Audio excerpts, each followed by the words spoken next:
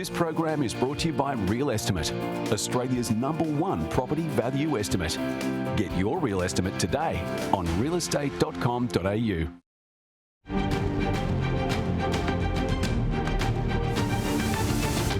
It's good to have your company here on Business Now. Well, let's check out the weekend home auction markets. And across the country, 1,733 auctions. That's fewer than recent weeks, with the clearance rate just under 64%. In Sydney, 678 auctions. The clearance rate there just under 65%. In Melbourne, 663 auctions and a clearance rate of 65.5%. The clearance rate in Brisbane was just over 69%.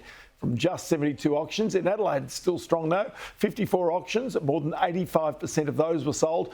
The ACT had 45 auctions, 2/3 of those were cleared. Finally in Perth, no real auctions to speak of, but 655 private sales. So let's bring in here Paul Ryan, Senior Economist with REA Group. Paul, always good to chat to you. Budget tomorrow. Everybody's talking about this. The government late on Friday kind of sprung this surprise of a new housing policy. The headline says $11.3 billion into new housing projects. I got a sense that some of this, I might have heard a little bit of it before. Is that true or not? It does seem that a lot of this is a continuation of previous policies. Now, that's still a good thing. Most of it is for social and affordable housing. So having the certainty that there's going to be funding into the future is a good thing for a sector that is in a really bad state at the moment. So $9.3 billion for social housing.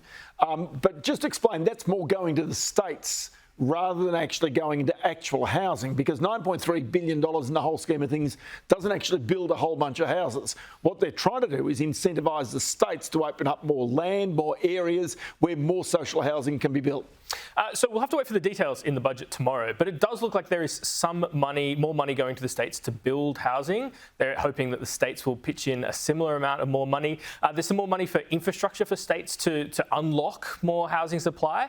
But yeah, fundamentally, what the government has tried to do is partner with states, get states to unlock developable land, change zoning and planning rules, which has met varied success so far. Quite a bit of movement in New South Wales, less so elsewhere.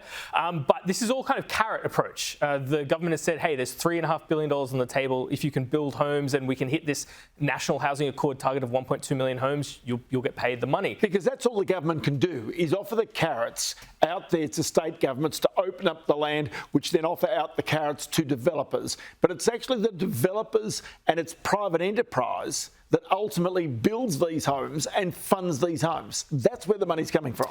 Yeah, but there's three things that make developing difficult at the moment.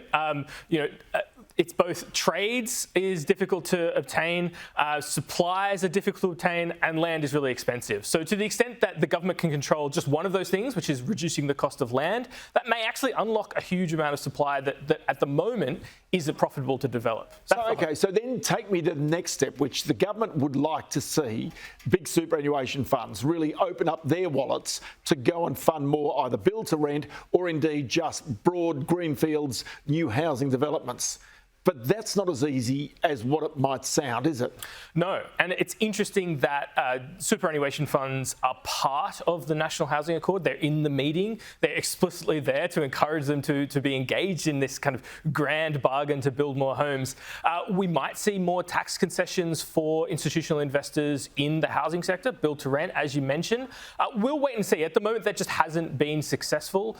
If the government can change the dial on that, that could be a game changer. It could unlock huge amounts of housing. So we've talked earlier on about the fact that the government is going to come in with very different inflation forecasts as compared with the Reserve Bank, and that could certainly dictate where the future holds for interest rates. But it seems as though even over the weekend, these past week or so, investors, home buyers are starting to cotton on to the idea that the next rate move, if it is down, it's a further way out, or indeed the next rate move might actually be a rise.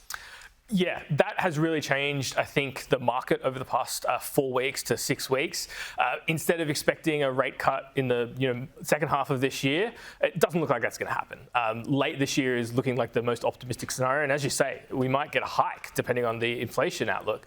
The federal government, Treasury in particular, is more optimistic on inflation than the RBA. Inflation has been hard to forecast. Time will tell, there's no doubt. Paul Ryan, many thanks for your time. Really appreciate it.